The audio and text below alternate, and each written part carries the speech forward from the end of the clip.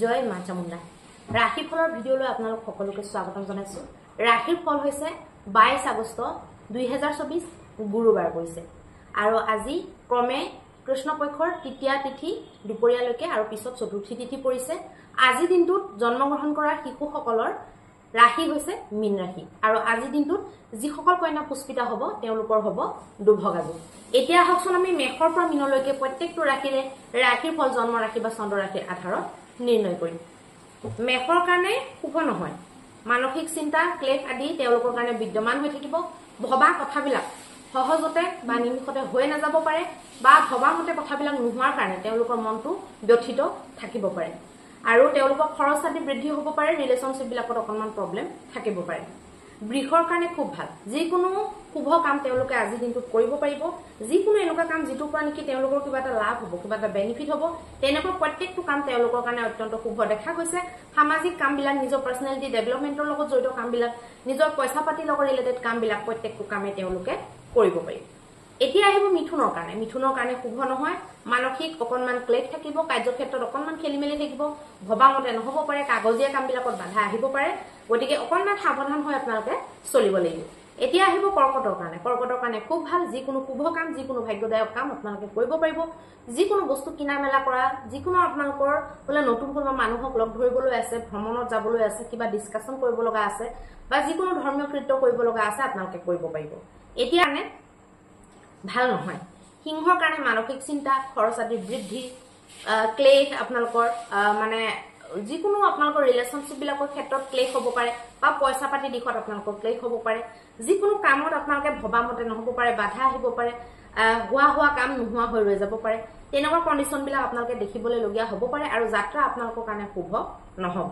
এতিয়া আহিব কন্যাৰ কাৰণে। কন্যাৰ কাৰণে যিকোনো শুভ কাম, যিকোনো এনেকুৱা কাম যিটোত নেকি সন্ধি জড়িত হৈ আছে, পইচাৰ বেনিফিট জড়িত হৈ আছে, ডেইলি ইনকামৰ কিবা ইম্প্ৰুভমেণ্ট জড়িত হৈ আছে, ডেইলি ৰুটিনত কিবা ইম্প্ৰুভমেণ্ট হ'ব, তেনেকুৱা ধৰণৰ প্ৰত্যেকটো কামেই আপোনালোকৰ কাৰণে শুভ দেখা গৈছে। এতিয়া আহিব তুলাৰ কাৰণে। তুলাৰ কাৰণে কিন্তু বৰ এটা ভাল বুলি ক'ব নোৱাৰি। ৰিলেশ্যনশ্বিপ বিলাকৰ ক্ষেত্ৰত যিকোনো নতুন কাম কৰাৰ ক্ষেত্ৰত আপোনালোকৰ কাৰণে শুভ নহয়, আপোনালোক সাৱধান হ'ব লাগিব। আৰু যিকোনো বিশেষ মন্তব্য আপোনালোকে নিদিব, বিশেষ কথা আপোনালোকে বহুত ডাঙৰ মানে তেনেকুৱা টপিক আপোনালোকে আজিৰ দিনটো ডিছকাছ নকৰাটো ভাল হ'ব। এতিয়া আহিব বৃশ্চিকৰ কাৰণে। বৃশ্চিকৰ কাৰণে খুব ভাল, যিকোনো শুভ কাম, সন্তানৰ লগত জড়িত, প্ৰেমৰ লগত জড়িত, নিজৰ ব্যৱসায় বাণিজ্যৰ লগত জড়িত বা যিকোনো শুভ কাম, যিকোনো ধৰ্মীয় কৃত্য, ভ্ৰমণত যোৱা আদি প্ৰত্যেকটো শুভ কাম কৰিব পাৰিব। বুদ্ধিবৃত্তিৰ লগত জড়িত কামবিলাক কৰিব পাৰিব।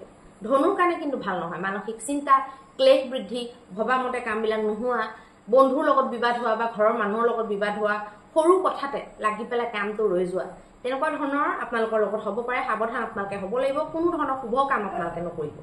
এতিয়া আহিব মকৰৰ কাৰণে। মকৰৰ কাৰণে পৰাক্ৰম বৃদ্ধি দেখা গৈছে।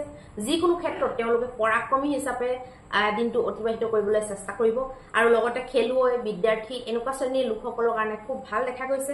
যাত্ৰা কৰি ফুৰা লোকসকলৰ কাৰণে, যিবিলাকে নেকি ডেইলি ছুটি যাত্ৰা কৰে, তেওঁলোকৰ কাৰণে শুভ দেখা গৈছে।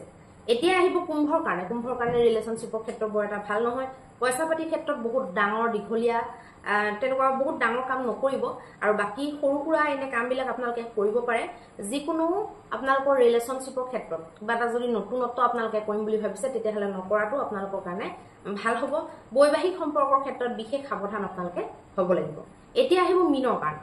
মীনৰ কাৰণে যিকোনো শুভ কাম কৰা, যিকোনো নতুন কাম কৰা, যিকোনো পেণ্ডিং থৈ দিয়া কাম ৰানিঙত লৈ যোৱা, তেনেকুৱা প্ৰত্যেকটো কাম যিটোৰ পৰা নেকি আপোনালোকৰ কিবা এটা নহয় কিবা এটা বেনিফিট ওলাব পাৰে, তেনেকুৱা প্ৰত্যেকটো কাম আপোনালোকে কৰিব পাৰিব আৰু ধৰ্মীয় আপোনালোকে কৃত্যবিলাক, মাংগলিক কৃত্যবিলাকো আপোনালোকে কৰিব পাৰিব। এতিয়া আহিব মহা উপায়টোৰ বিষয়ে। মহা উপায়ত আপোনালোকে কি কৰিব?